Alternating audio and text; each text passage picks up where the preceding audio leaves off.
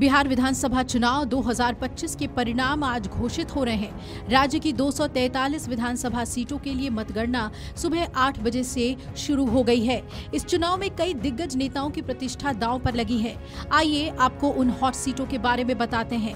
राघोपुर से तेजस्वी यादव मैदान में हैं, तो तारापुर से सम्राट चौधरी, महुआ से तेज प्रताप यादव अलग पार्टी बनाकर चुनाव मैदान में हैं, तो लखीसराय से विजय कुमार सिन्हा जो डिप्टी सीएम हैं, उनकी सीट पर सबकी निगाहें टिकी है। इस बार मुकाबला सत्ताधारी एनडीए और महागठबंधन के बीच सीधे सीधे है। एग्जिट पोल ने इस बार रोमांच बढ़ा दिया है, इसलिए लेकिन असली तस्वीर तो मतगणना के बाद ही साफ होगी। राघोपुर सीट की पहले बात करें तो पूर्व डिप्टी सीएम और लालू प्रसाद यादव के छोटे बेटे तेजस्वी यादव यहां से उम्मीदवार हैं। महागठबंधन ने इस बार तेजस्वी को मुख्यमंत्री पद का चेहरा घोषित किया है। तेजस्वी ने अपने चुनावी करियर की शुरुआत इसी सीट से की थी। 2015 और 2020 में वो इस सीट से जीत चुके हैं। भाजपा ने यहां से पिछली बार के उम्मीदवार सतीश कुमार को टिकट दिया है। सतीश कुमार ने 2010 में जेडीयू के टिकट पर तेजस्वी यादव की मां और राजद की उम्मीदवार राबड़ी देवी को हराया था। वहीं जनसुराज ने चंचल कुमार को यहां मैदान में उतारा है। इसके बाद नंबर आता है एक और वीआईपी सीट तारापुर का। बिहार के उप मुख्यमंत्री सम्राट चौधरी इस बार तारापुर से मैदान में हैं। इससे पहले वो परबत्ता सीट से राजद के टिकट पर चुनाव जीत चुके हैं। 2014 में वो राजद से अलग हुए। 2020 में वो एमएलसी चुने गए। अब बीजेपी के टिकट पर तारापुर सीट से चुनाव लड़ रहे हैं। उनका मुकाबला राजद के अरुण कुमार से है।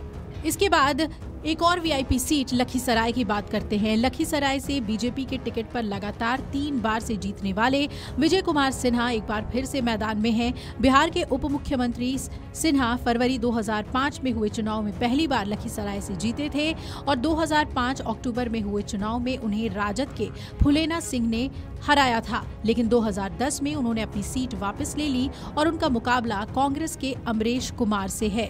अब बात कर लेते हैं बाहुबलियों की सीट मोकामा की। बाहुबली और जेडीयू उम्मीदवार अनंत सिंह यहां से चुनाव लड़ रहे हैं। मोकामा में हुए हत्याकांड के बाद इस सीट की चर्चा पूरे देश में है।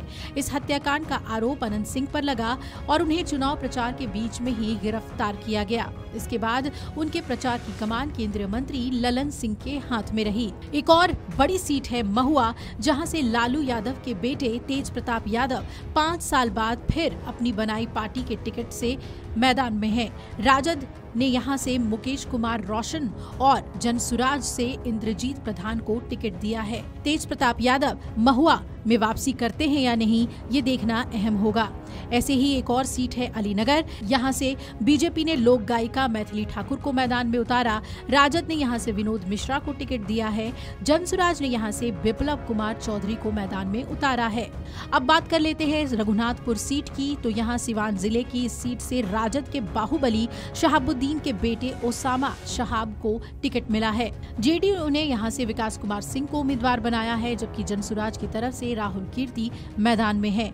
पिछले 2 चुनाव में यहाँ राजद ने जीत दर्ज की थी। 2 बार यहाँ से राजद के हरिशंकर यादव जीते थे।